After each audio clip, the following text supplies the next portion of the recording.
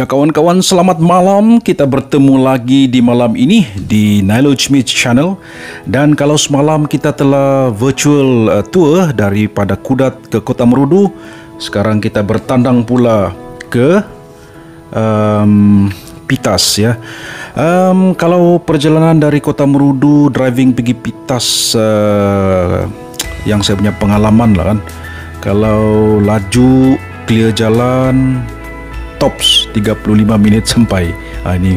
Tapi kalau santai-santai paling bagus dalam 40 minit 50 menit begitulah. Sebab di sepanjang jalan tu dari Kota Marudu pergi Pitas, kita boleh singgah di Dataran Bengkoka.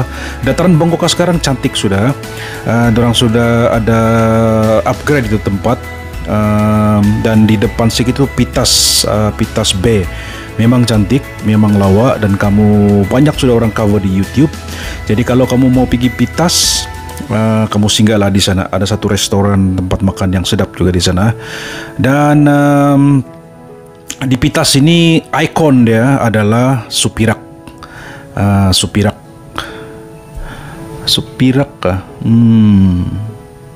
Ya, Supirak di Pitas, di Kampung Malubang. Ya, Malubang. Dan di sana bukan saja Supirak dia punya ikon, tapi ada satu, kalau kamu pernah dengar floating island dia di sana, dia macam Maldives. So you have to visit. If you go to Pitas, you have to visit that Supirak and floating island itu. Dia memang cantik lah, memang awesome. Ya, ada video saya ambil saya ada post di Nailo Smith Channel. Kalau kamu tengok dalam tajuk itu, video adalah I think something about Sabah's Maldives ya. Dan apakah yang menarik di Pitas ya? Di Pitas ini kalau kita tengok sekejap, 1 minit kita tengok apa yang menarik di Pitas. Ya, di Pitas ini seperti yang saya katakan tadi, tidak lain tidak bukan adalah Supirak Island. Supirak Island ini dia punya cerita macam si Tanggang. Ya, dia menderhaka kepada ibu dia disumpah jadi kapal jadi batu dan sebagainya. Tapi kalau si Tanggang, kita tidak melihat evidence dia seperti kapal yang menyerupai batu. Tapi di Pitas ini, Pulau Supirak itu memang macam batu ya. So ada keunikan dia lah. Ada juga kita nampak mama dia Supirak ini, mama si Supirak, dia juga disumpah jadi batu sana. Jadi banyak tempat misteri ataupun legend yang ada di Pitas ini.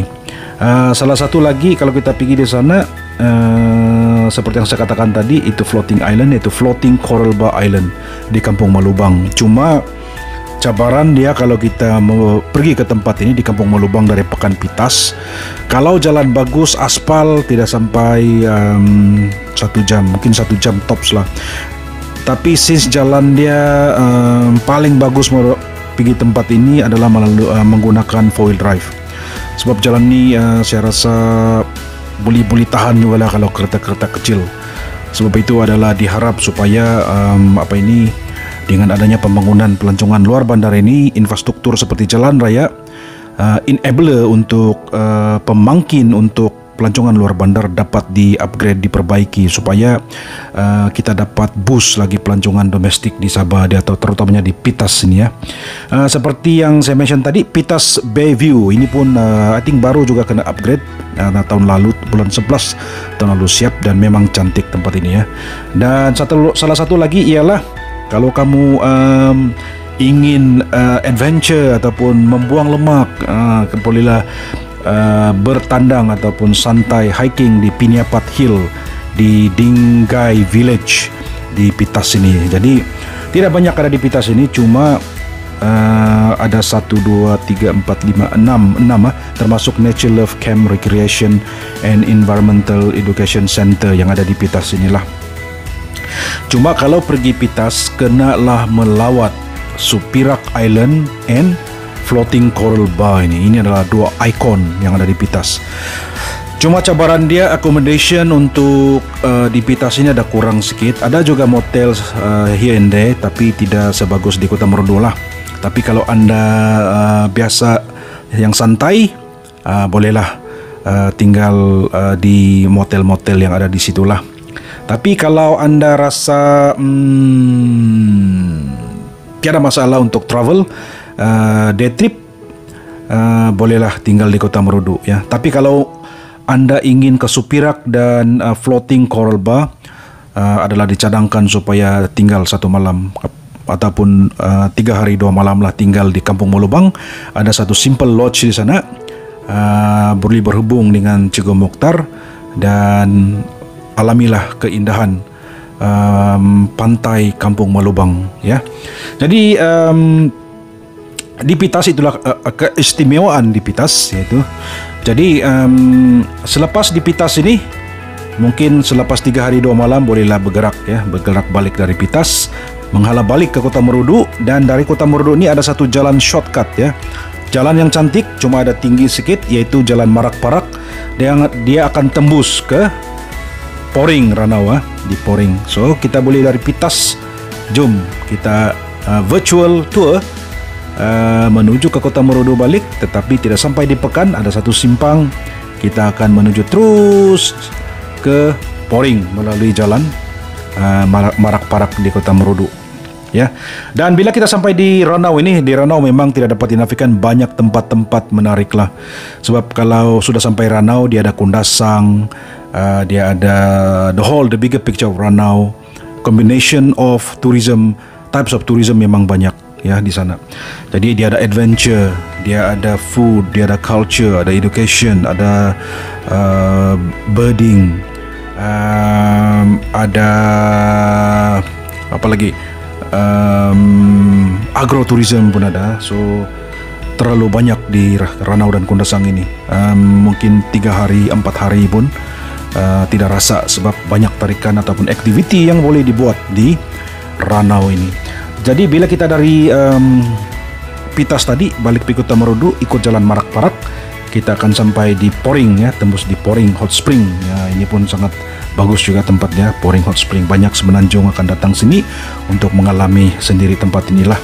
Lepas itu di Ranau ini kita akan juga alami salah satu Dead March punya part and parcel of Dead March punya history lah, yaitu di Kuali Hill ya.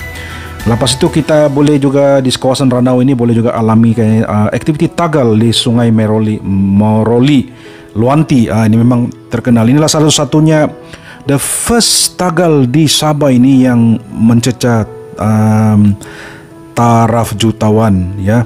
So ini adalah community based tourism yang di manage, yang diuruskan, yang dipromosikan oleh community lah ya, di Sungai Luanti ya. Lepas itu ada juga kalau macam suka adventure, kita boleh tandem paragliding di Kampung Lohan dan background of Mount Kinabalu dan sebagainya, memang cantik lah. Lepas itu kita boleh ke Tukat Gonipis. Tukat Gonipis ini adalah satu usaha community di Kampung Tudan, di mana community telah bergotong royong membuat 188 nak tangga. Bergotong royong Ada juga agensi-agensi kerajaan yang membantu lah, selain daripada Kementerian Pelancongan. Lepas itu bila potensi ini dilihat sangat jadi Kementerian Pelancongan pun membantu untuk memberi dana dan menyambung lagi tangga tersebut sehinggalah tangga itu berjumlah 500 lebih. Jadi harus dilawati kalau anda ingin mengalami community based tourism, rural tourism di Ranau, kanalah melawat Tukat Gonipis ya. Dia on the way mau pergi balik Tembunan lah di Bundu Tuhan Tukat Gonipis. Lepas tu di kawasan Kampung Kibas ada juga Ranau Rabbit Farm ini Rabbit Farm. Dan kalau kita pernah dengar Dead March di Kampung Kinipir ini ada satu the last stop ini Dead March, yaitu tahanan prisoner of war yang berjalan kaki dari Sandakan ke Ranau pada tahun 1945 45 gitulah, selepas Perang Dunia kan. Dan selepas itu ada juga satu bombon ataupun tagal di Marakau, Kampung Marakau, Ranau. Di sini dia punya tagal, dia bukan ikan palian tapi dia ikan kap besar-besar macam paha unada. Jadi kenalah lawat tempat ini juga kalau bila anda berada di Ranau. Selepas itu ini tidak asing lagi, yaitu Sabati, Sabati Garden. Dia ada agrotourism, ada adventure tourism pun ada, dia ada education tourism dan ada food tourism ya. Dan kita juga boleh pergi Tiang Lama ya. Tiang Lama Ecotourism. Tiang Lama Ecotourism ni dia di outskirt sikit, di pedalaman sikit. Dia consider rural and community based tourism combine.